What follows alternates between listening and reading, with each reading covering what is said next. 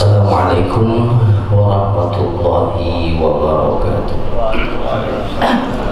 Bismillah, alhamdulillah, wassalatu wassalamu ala rasulillah wa ala alihi wa sahbihi wa man wala. Subhanaka la ilma lana illa ma 'allamtana innaka antal alimul hakim. Wa la hawla wa la quwwata illa billahil aliyyil azim. Allahumma aftah lana hikmataka wa anshur alayna rahmataka min khazaini rahmatik ya arhamar rahimin. Alhamdulillah, para jamaah sekalian, puji syukur kita panjatkan kehadirat Allah Subhanahu wa taala. Di siang hari ini kita masih diberikan nikmat oleh Allah Subhanahu wa taala, masih diberi kesehatan dan juga terhindar dari malapetaka, di mana saudara-saudara kita di beberapa daerah saat ini mungkin ada yang kesulitan karena bencana banjir dan lain sebagainya. Kita doakan, bacakan Fatihah untuk mereka. Mudah-mudahan Allah berikan ketabahan, kesabaran, dan semoga keadaan mereka segera dipulihkan kembali. Ala hadhihi niyyah wa kulli niyatin salihah. Al-Fatihah. A'udzu billahi minasy syaithanir rajim. Bismillahirrahmanirrahim. Alhamdulillahi rabbil alamin. Ar-rahmanir rahim. Maliki yaumiddin. Iyyaka na'budu wa iyyaka nasta'in. Ihdinas siratal mustaqim. Siratal ladzina an'amta 'alaihim ghairil maghdubi 'alaihim waladdallin. Amin.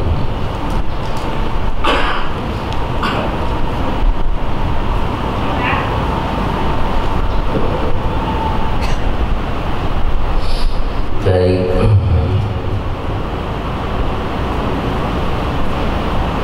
dan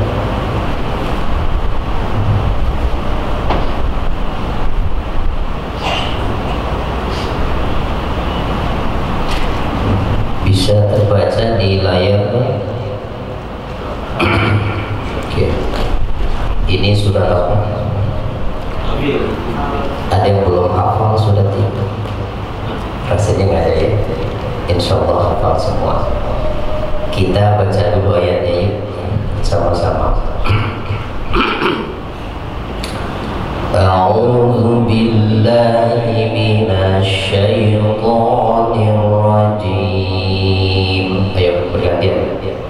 A'udzu billahi minasy syaithanir rajim.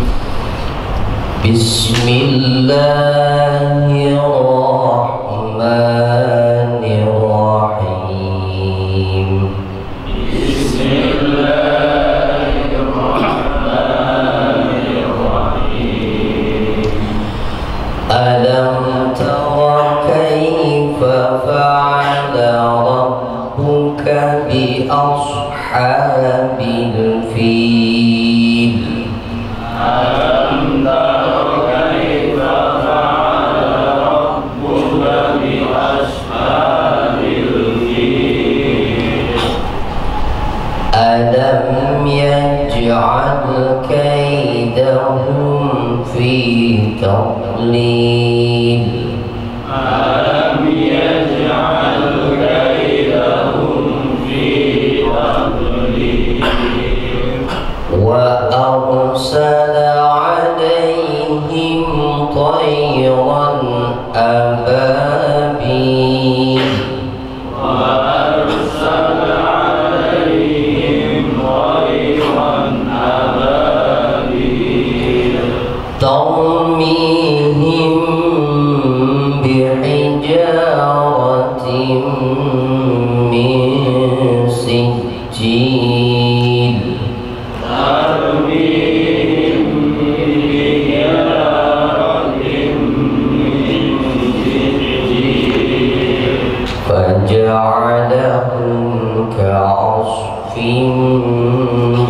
ma'kul.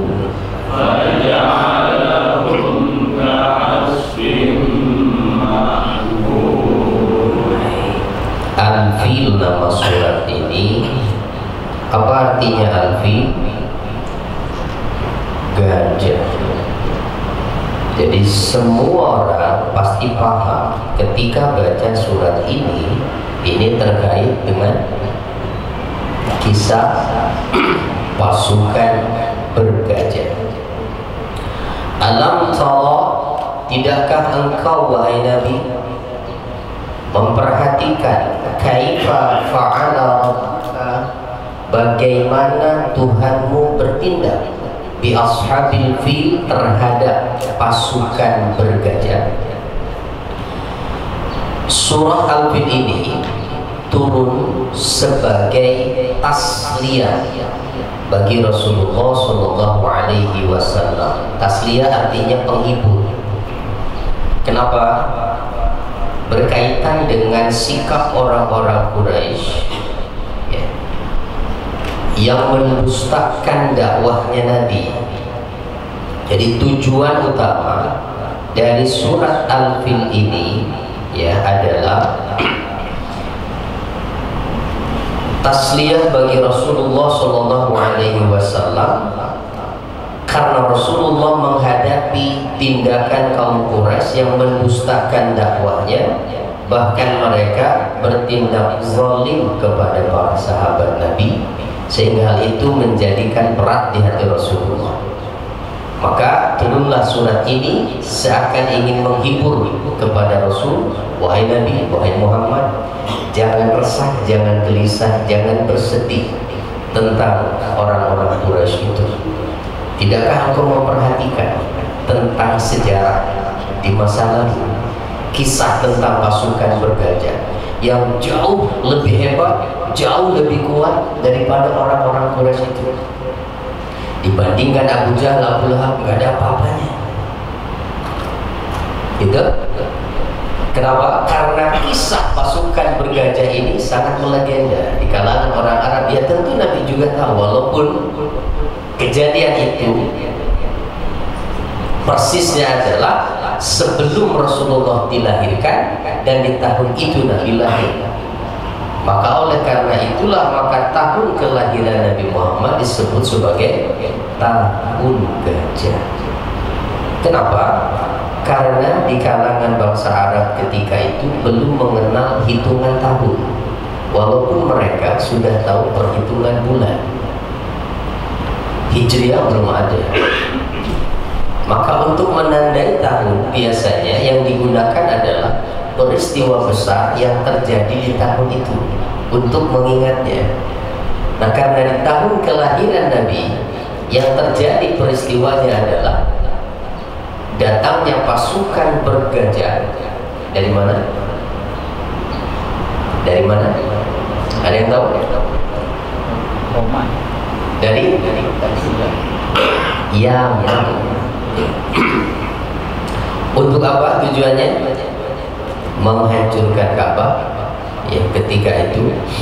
Nah, itu terjadi di tahun di mana Rasulullah dilahirkan. Maka tahun itu disebut tahun gajah. Itu. Jadi alam tara kaifa fa'ala rabbuka bi ashabil fil.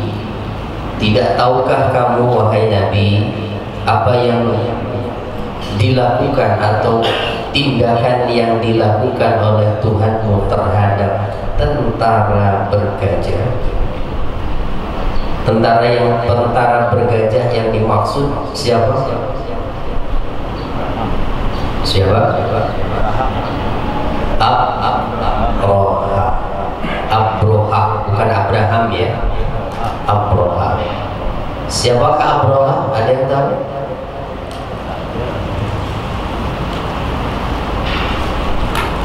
Abroha ini dikenal sebagai penguasa Habsyi atau Yaman. Lebih tepatnya adalah gubernur Yaman. Ceritanya itu bermula dari Raja Habsyi. Habsyi atau Habsyah itu kalau sekarang daerah mana? Habsyi, Habasyah. Kalau sekarang itu daerah mana, Pak? Nggak tahu juga. Daerah Ethiopia. Berarti masuk benua apa? Afrika. Habsyi, Habasyah itu ya, yang saat itu rajanya Najasyi, yaitu Ashab an-Najashi, ingin melakukan perluasan wilayah itu. Dan Habsyi ini di zaman Rasulullah SAW, para jamaah sekalian, Habsyah ini menjadi tujuan hijrah pertama kali, bahkan sampai 2 kali Rasulullah mengutus sahabat untuk hijrah ke sana. Padahal di Habsyi ini wilayahnya wilayah Kristen, tapi dikuasai oleh seorang raja yang juga Kristen tapi bijak. Nabi mengatakan, hijrahlah kalian ke sana karena di sana ada seorang raja yang tidak akan dizalimi siapapun yang meminta suaka kepadanya. Sampai 2 kali hijrah dari Mekah ke Ethiopia, berarti nyebrang. Dan salah satunya dipimpin oleh Ja'far bin Abu Thalib. Nah, Najasyi ini mengutus seorang komandan pasukan untuk menaklukkan wilayah Yaman, seberangnya Habsyi. Berarti itu kan nyebrang, berarti melintasi benua kan, ingin ekspansi, perluasan wilayah. Maka dulu Yaman itu di bawah wilayahnya Habsyi, rajanya Habsyi, gubernurnya ya itu yang berkuasa di Yaman. Nah, siapa yang diutus? Yang diutus bukan Abroha. Yang diutus oleh Najasyi itu adalah Arya namanya. Ya. Arya ini diutus ke negeri Yaman dan ia berhasil menaklukkan Yaman. Lalu faqama rajulun minal Habasyah yuqalu lahu Abraha bin As-Salah. Tiba-tiba setelah Arya berhasil menaklukkan Yaman, muncullah sosok bernama Abraha bin As-Salah yang digelari Abu Yaksum. Orang mana? Orang Habsyi, berkulit hitam. Nah, ternyata Abraha ini punya pengaruh besar bagi pasukan Habsyi. Ya, ya mungkin kalau di kita seperti Sambo kali ya. Nah, sampai akhirnya pasukan Najasyi, pasukan Habsyi ini pecah menjadi 2. Satu kelompok ikut Arya, satu kelompok ikut Abraha. Nah, apa dilakukan kemudian oleh Abraha? Tanpa sepengetahuan dari Raja Najasyi, terjadi clash antara 2 kelompok ini, dan Abraha berduel dengan Arya. Dan ternyata Abraha berhasil membunuh Arya, lalu berkirim surat kepada Raja Najasyi bahwa itu dia lakukan untuk menyelamatkan penduduk Yaman, dengan alasan karena Arya sudah melakukan kezaliman. Oh, jadi dari dulu yang namanya perebutan kekuasaan itu seperti itu. Jadi bisa saling bunuh. Abraha begitu. Nah, maka karena ada rasa takut di hati Abraha, karena saat itu belum ada media seperti sekarang kan, tidak ada internet. Apa yang terjadi di Yaman sebenarnya? Raja Habsyi Najasyi tadi tidak tahu. Abroha takut seandainya tiba-tiba Raja Najasyi mengirim pasukan untuk mengetahui, meneliti keadaan sebenarnya di Yaman, maka untuk menyenangkan hati dari Najasyi ini, Abroha membangun sebuah gereja terbesar saat itu yang namanya Qullais, dan ini peninggalannya sampai saat ini masih ada. Ya, bentuknya hanya bulat begitu saja. Karena tujuan daripada Abroha membangun gereja ini seperti dia tuangkan di dalam suratnya, bahwa saya membangun kanisa ini, gereja ini sebagai persembahan dia untuk sang raja, karena inilah gereja terbesar saat itu. Tidak ada gereja sebesar itu, dan saya tidak akan berhenti, kata dia, sampai orang-orang Arab yang setiap tahunnya datang ke Ka'bah pindah ke sini. Targetnya itu. Abroha membangun gereja Qullais ini adalah untuk menandingi Ka'bah, supaya orang-orang Arab yang setiap tahun, nah perlu diketahui, jadi dari sejak zaman Nabi Ibrahim, walaupun Nabi Muhammad belum ada, setiap tahun Ka'bah itu setiap tahun dikunjungi untuk haji, walaupun yang mereka lakukan hanya tawaf saja.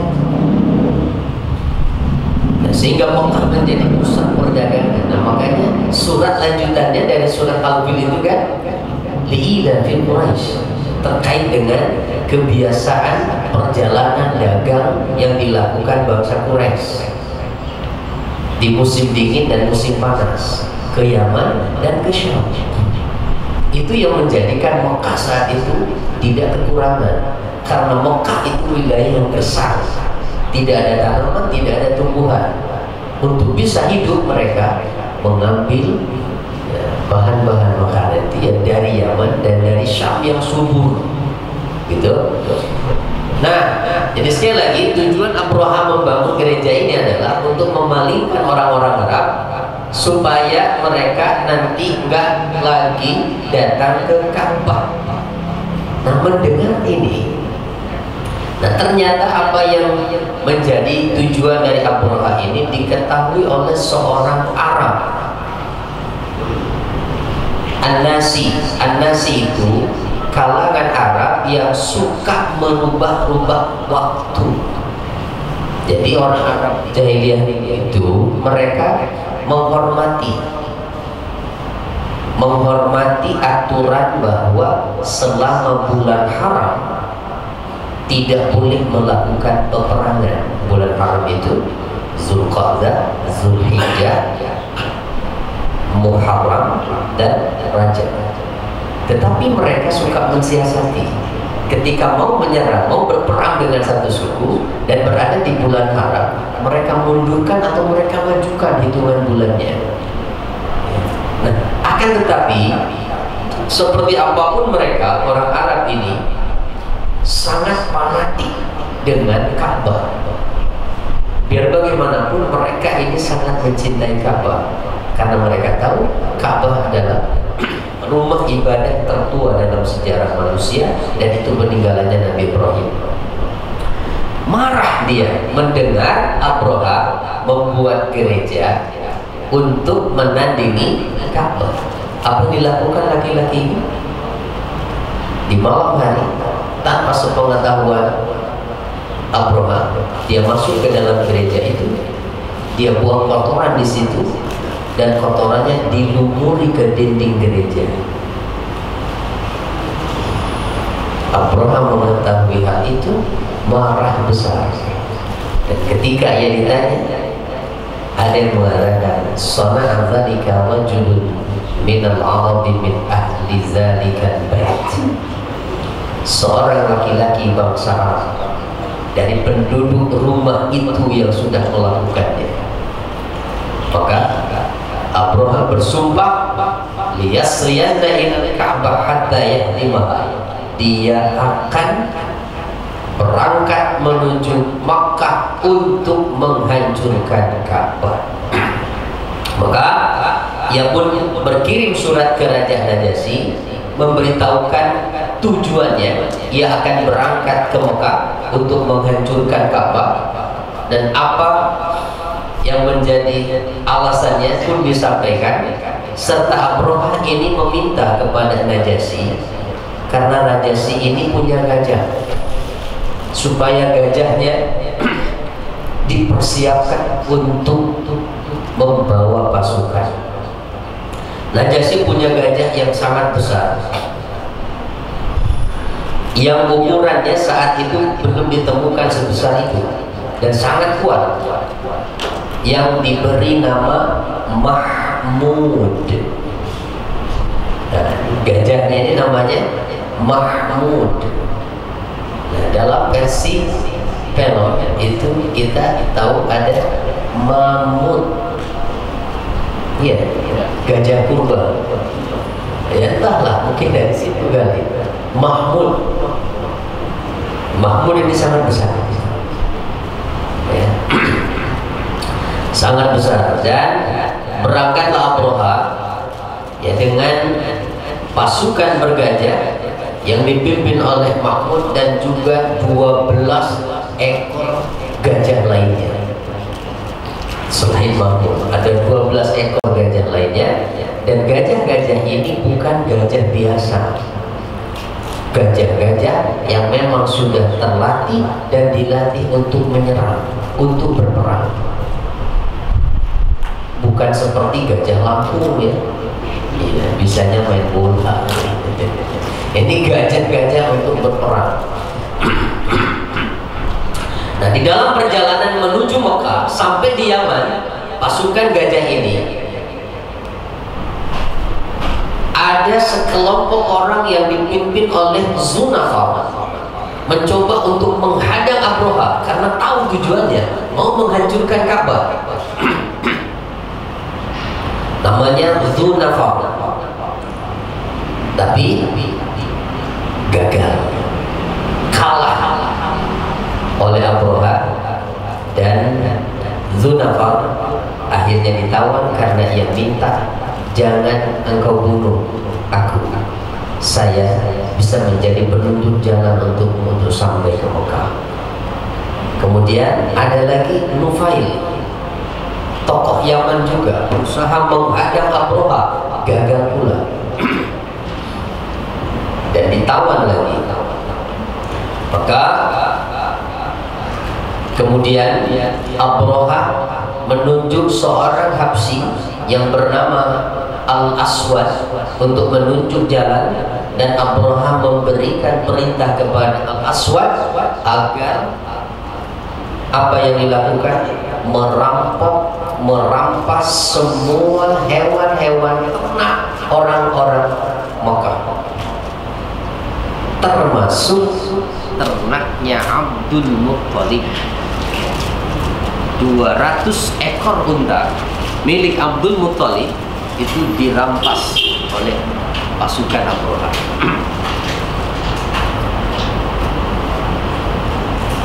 Jadi maka pada saat Abraha belum sampai di Mekah, dia bikin tenda, membuat persiapan di situ untuk masuk kota Mekah dan mengirim utusan.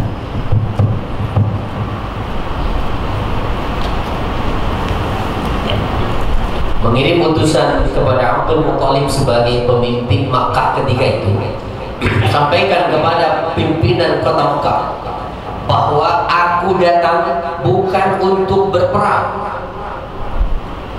kata dia, kata Abraha, aku hanya akan menghancurkan Ka'bah kecuali kalau kalian melawan.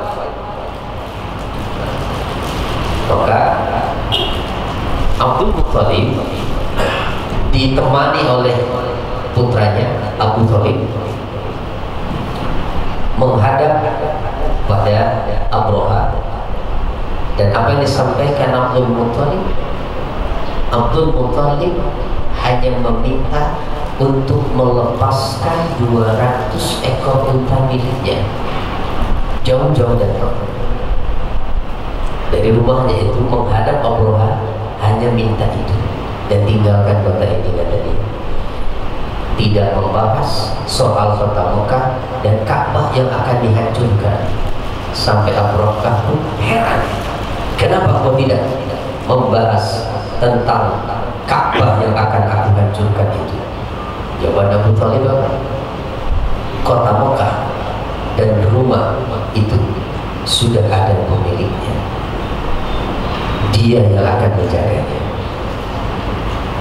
Aku hanyalah seorang penggembala unta. Maka aku minta unta-untaku yang 200 ekor itu serahkan kembali. Maka kembalilah dengan membawa 200 ekor unta, dan Abraha pun sangat marah, bersiap untuk menghancurkan Ka'bah. Berangkatlah dia. Apa yang terjadi? Ya, lanjut lagi ayatnya. Alam yaj'al kaidahum fi tadlil. Alam yaj'al kaidahum fi tadlil.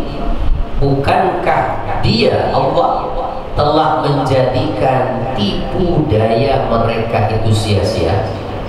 Yakni pasukan bergajah itu gagal.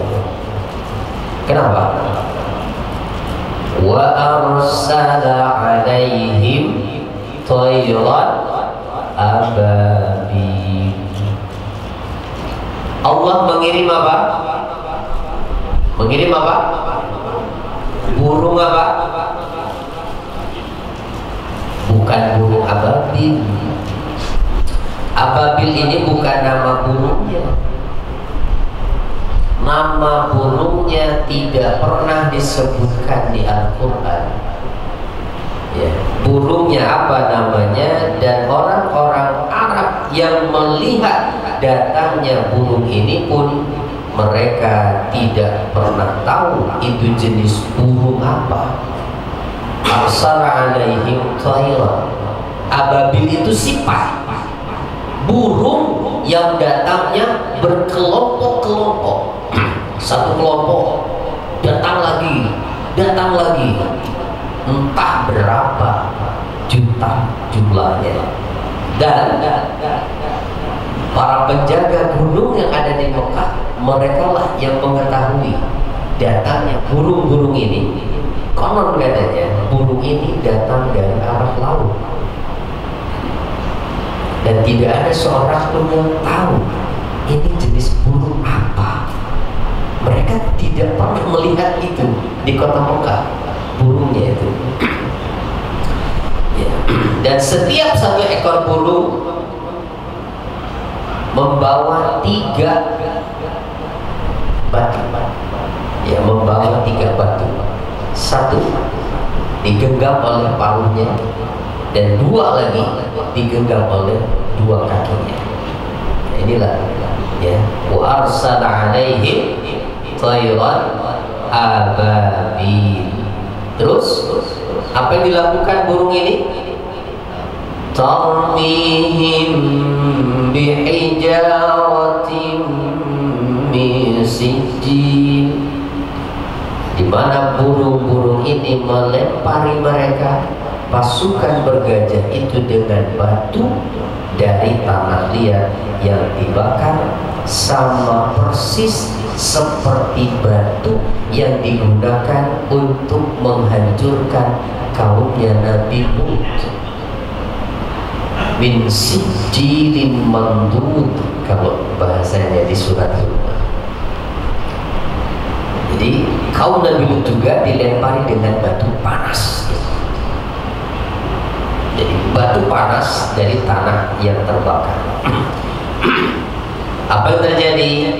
Faja'alahum ka'asfim ma'kul. Maka Allah menjadikan pasukan bergajah itu seperti daun-daun yang dimakan oleh ular. Hancur karena batu tadi. Allah tidak perlu mengirim pasukan malaikat untuk menghancurkan pasukan gajah. Cukup burung saja, habis mereka, tidak berdaya. Jadi kalau Allah sudah bertindak, tidak ada kekuatan yang bisa untuk menahannya. Walaupun hanya burung, tidak ada yang bisa menghalangi. Nah, ini pelajarannya buat kita ya. Jangan sampai membuat Allah murka dan menurunkan azabnya, karena tidak akan ada yang sanggup menahan siksa Allah itu. Ya. Ketika sudah datang tsunami, pasukan mana yang bisa menghadap? Pasukan TNI bisa menghentikan tsunami? Tidak ada. Ya. Tidak akan ada yang sanggup. Ya. Maka di dalam surat lain Allah mengingatkan, apakah kalian merasa aman, atau apakah kiranya mereka manusia ini merasa aman dari azab Allah yang bisa saja datang di malam hari ketika mereka tertidur lelap? Adakah kiranya manusia ini merasa aman dari azab Allah yang bisa saja datang di pagi hari ketika mereka lalai? Dan seringkali azab Allah itu datangnya pagi hari, termasuk azabnya kaum Nabi Nuh, ya, pagi-pagi. Nah, inilah kisah dari Abrahah ini, ya.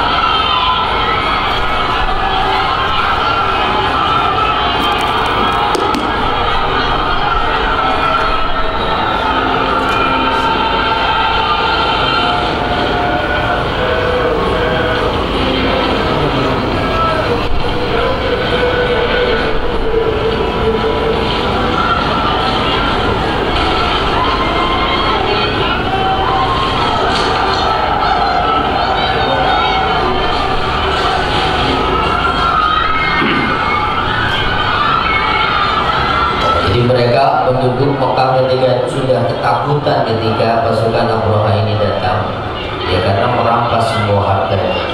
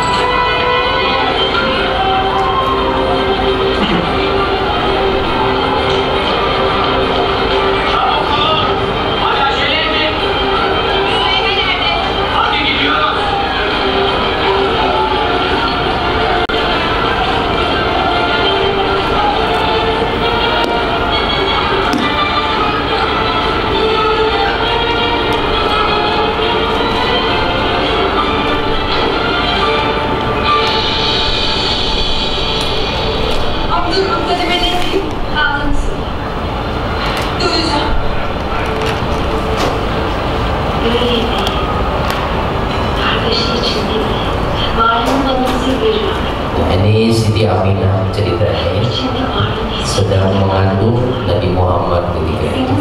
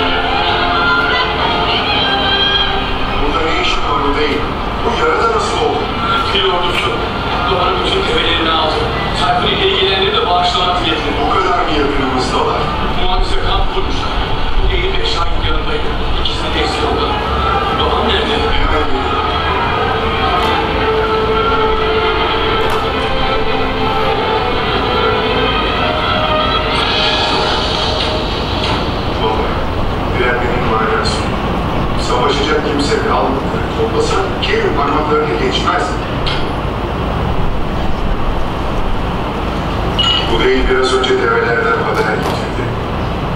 Devreye ordusu onlara ganimet olarak vermişti.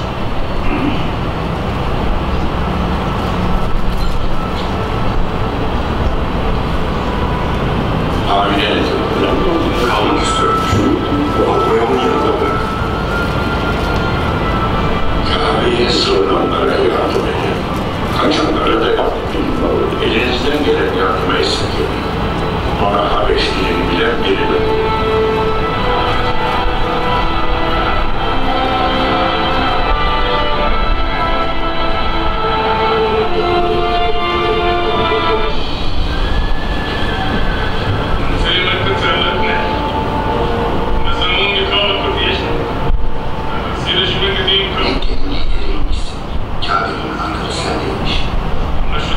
Yaptığım uzun seferler boyunca pek çok şehirden geçmek zorunda kaldım. İdareciler huzuruma geldi. Bazıları ayağıma kapanarak, yalvararak benden merhamet diledi. Bazıları da bana kafa tutmaya kalkıştı. Bazıları benimle savaşmaya kalkıştı. Kafa tutanları inandıkları tanrılarıyla birlikte yok etti. İtirat edenleri ise tanrılarıyla birlikte barışladı. Bana yalvarman için sana fırsat verdi. Benim talebim şu. Askerlerin 90 deve ve ganimet olarak el koymuş. Cennet etmeden ganimet de olmaz. Bu yüzden develerimi ve çobanları serbest bırakın. Lanet olun et. Lanet filmiye. Cenk etmeden mi? Kazanmadan mı yani? Gözümden düşürmeyin gidip gidelim.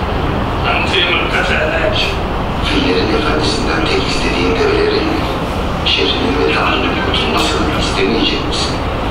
Rabbimin benim şefaatime ihtiyacı yoktur. Ben sadece develerimin sahibiyim. Şehir ve Kabe ona ait. Perlu diketahui Abdul Muthalib ini tidak terpengaruh dengan penyembahan terhadap berhala-berhala yang saat itu memang banyak di Indonesia. Yang Abdul Muthalib mengikuti ajarannya Nabi Ibrahim. Nanti saat pulang menghadap Abraham, Abdul Muthalib bermunajat kepada Allah.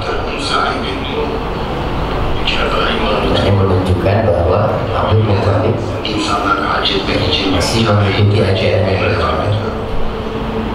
Kabe nasıl oluyor da insanları buraya topluyor? Kabe'nin sırrı nedir? Bir sırrı var mı bilmem. Ama bildiğim tek şey Kabe'nin taşlarını yapılırlar.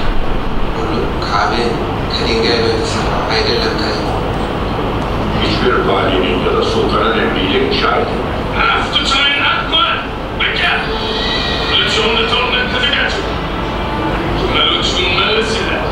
Öyle mi? Bu kadar yeter. Saldırı için hazır olun. Şunun develerini ve çobanlarını da verin gitsin.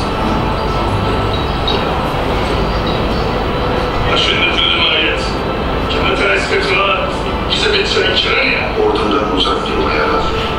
Develerine ve şehrine nasıl bir zulüm yapacağımı göreceksin.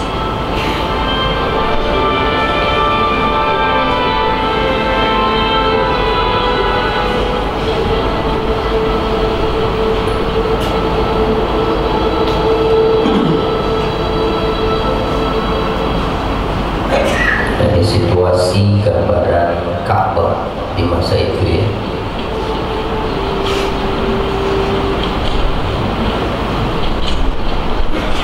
Penduduk udah sepi, udah pada ketakutan.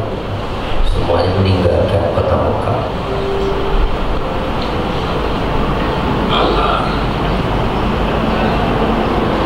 bu ev senin evindir. Biz senin kullarıyız. Yalnız sana sığınırız.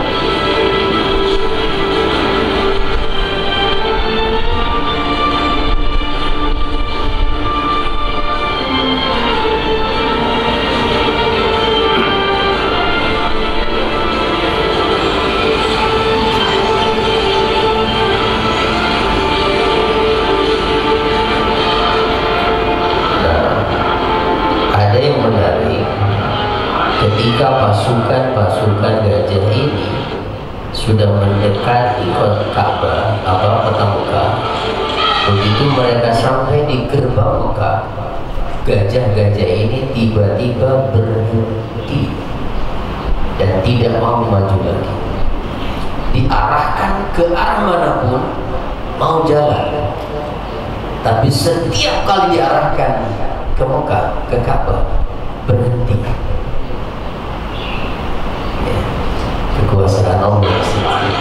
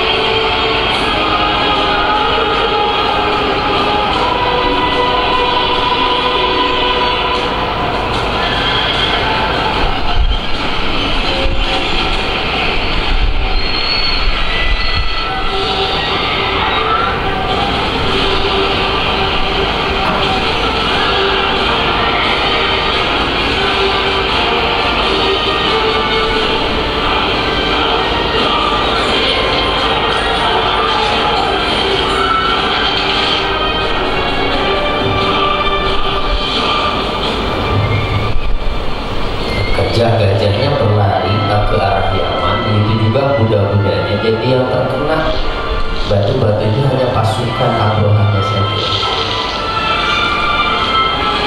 Gajah-gajah yang mereka tunggangi termasuk makhluk Islam. Dan kalau dalam keterangan tafsirnya, pasukannya ini tidak seketika mati di situ. Mereka berlarian. Jadi yang terkena dengan batu itu seakan batu itu beracun dan menjadikan tubuh mereka ini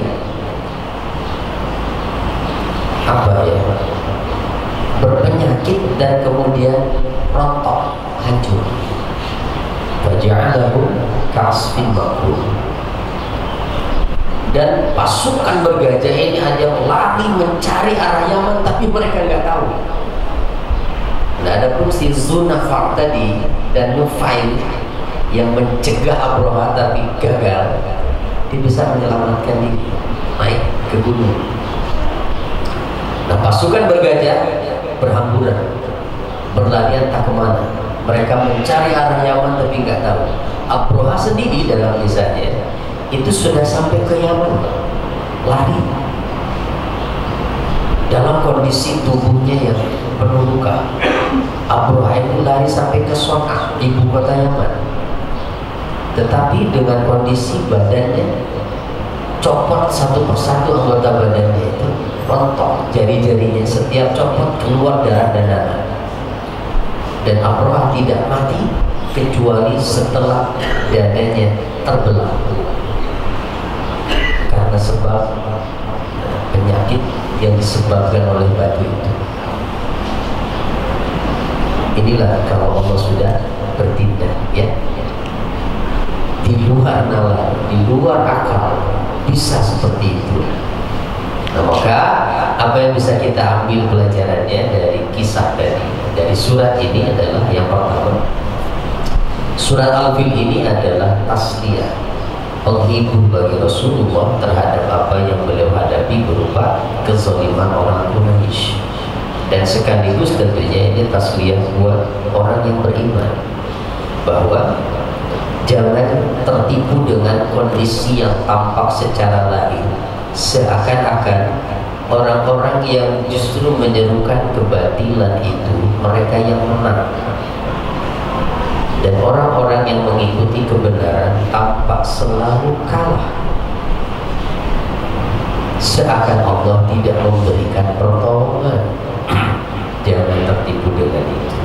Lihat apa yang sudah terjadi di masa-masa yang lalu. Lihat sejarah.